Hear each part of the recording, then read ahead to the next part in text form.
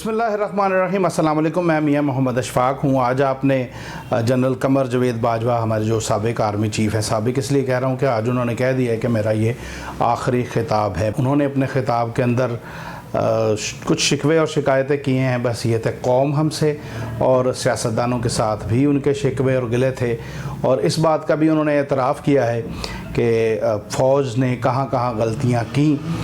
इनके counter argument के तौर पे बेशुमार बातें की जा सकती हैं, लेकिन बहरहाल हमारे मुल्क का सिपह सालार है, जा रहा है और जाते वक्त उसके मुतालिक जो है वो लबकुशाई करना जो है वो मुनासिब नहीं लगता। अर्ज़ मैं ये करना चाहता हूँ कि जनरल बाजवा साहब ने ये फरमाया कि पिछले साल फरवरी से हमने ये फ़ैसला कर लिया है कि हम सियासत में कोई किरदार अदा नहीं करेंगे। सवाल ये किया जा सकता है कि ये फ़ैसला इतनी देर से आपने क्यों किया, लेकिन चलें, ये इदारा हमारा इतना बड़ा इदारा है कि इस इदारे के मुतालिक जो है वो हमें किसी किस्म के कोई अभाम में नहीं रहना चाहिए कि ये मुल्क की कौमी सलामती का जो है वो ज़ामिन है। लेकिन इदारे के अंदर शख्सियात की पॉलिसियाँ असरअंदाज होती हैं, और ये पॉलिसियाँ किस तरह असरअंदाज होती हैं इसके मुतालिक मैं आपको थोड़ा सा पीछे लेके चलता हूँ। आपको याद होगा कि जब general Qamar Javed Bajwa army chief बन रहे थे और राहील शरीफ साहब रिटायरमेंट ले रहे थे, तो उस वक्त पाकिस्तान और भारत के दरमियान शदीद कशीदगी थी। रोज़ाना सियालकोट और इसके जो गिरदो नवाह हैं और दीगर जो इलाके LOC के बनते हैं, वहाँ पर शदीद गोलाबारी भारत की जानिब से बिला इश्तियाल की जाती थी, और यहाँ से भी भरपूर जवाब दिया जाता था, ना सिर्फ बॉर्डर पे बल्कि हमारी फोर्सेस की जानिब से भी भारत को जो बयानबाजी के हवाले से है वहाँ पर भी उनको स्पेयर नहीं किया जाता था। तो ये सूरत हाल जब थी, तो उस सूरत हाल में पाकिस्तान की जो अवाम है वो जनरल राहील शरीफ के साथ एक मोहब्बत के रिश्ते के साथ जो है वो मुंसलिक हो चुकी थी। और जनरल राहील शरीफ के मतलब आपको याद होगा कि शुक्रिया राहील शरीफ के ट्रेंड जो हैं वो सोशल मीडिया पर चला करते थे। तो तकरीब आखिरी थी जब राहील शरीफ साहब अपनी जो आर्मी चीफ़ की छड़ी है वो जनरल कमर जावेद बाजवा साहब को दे रहे थे। उस तकरीब के दौरान दो खिताबात हुए। पहला खिताब जनरल राहील शरीफ साहब ने किया, जिस खिताब में भरपूर अंदाज से भारत को वो जवाब दिया गया, उसकी शरअंगेज़ियों का, भारत की जानिब से जो पाकिस्तान के ख़िलाफ़ बयानबाजी की जाती है या इंटरनेशनल लेवल पर जो साजिशें की जाती हैं उनकी निशानदेही की गई, और भारत को ललकारा जनरल रिटायर्ड जो हैं हमारे राहील शरीफ साहब ने।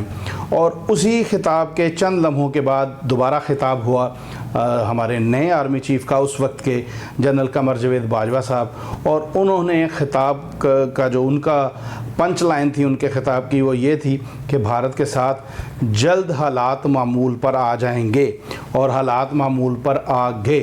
यानी जनरल राहील शरीफ साहब की पॉलिसी ऐसी थी कि हम भारत को आंखें दिखा रहे थे, और जनरल राहील साहब के जाने के बाद कमर जावेद बाजवा साहब की पॉलिसीज़ के मुताबिक हम जो है वो इस वक्त भारत के साथ अमन की आशा खेल रहे हैं। ऐलान भले नहीं हो रहा, लेकिन बहरहाल कम कहे को ज़्यादा समझिएगा।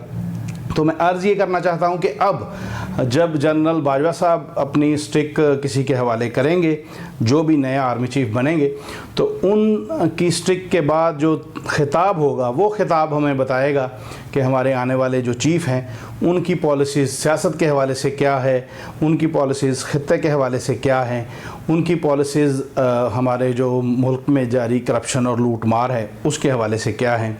क्योंकि हम जो चाहे बयानबाजी कर लें, सारी कौम मुल्क की सालमियत, मुल्क की नज़रियाती तहफ़्फ़ुज़ और मुल्क की दिफाई तहफ़्फ़ुज़ के लिए फ़ौज की तरफ देखती है। अब देखना है कि नए चीफ़ साहब क्या कहते हैं। जाते जाते भी कमर जावेद बाजवा साहब इमरान ख़ान पर ख़ासी नाम लिए बगैर तनकीद कर गए हैं। तो मुझे लगता है कि जहां हमने सियासतदानों को, कौम को ये याद करवाया है कि उनकी वजह से जो शोहदा हैं उनकी कुर्बानियों का एतराफ़ नहीं हो रहा, वहीं ये भी देखने की ज़रूरत है कि हमारी मिलिट्री लीडरशिप ने कहाँ कहाँ क्या क्या खामियां छोड़ी हैं, जिनकी वजह से आज मेरे इदारे की सूरत हाल ऐसी है कि लगता है कि जैसे हमारे मुल्क के इदारे और आवाम अलग अलग पेज पर हैं। तो नए आर्मी चीफ़ के लिए चैलेंज होगा कि वो हमें एक पेज पर करने में क्या रोल अदा करते हैं। तो अब तक के लिए इतना ही। अपनी तन्हाइयों, अपनी महफ़िलों और अपनी दुआ में हम सबको याद रखिएगा। जनरल बाजवा साहब और पूरी पाकिस्तानी कौम को अस्सलाम वालेकुम।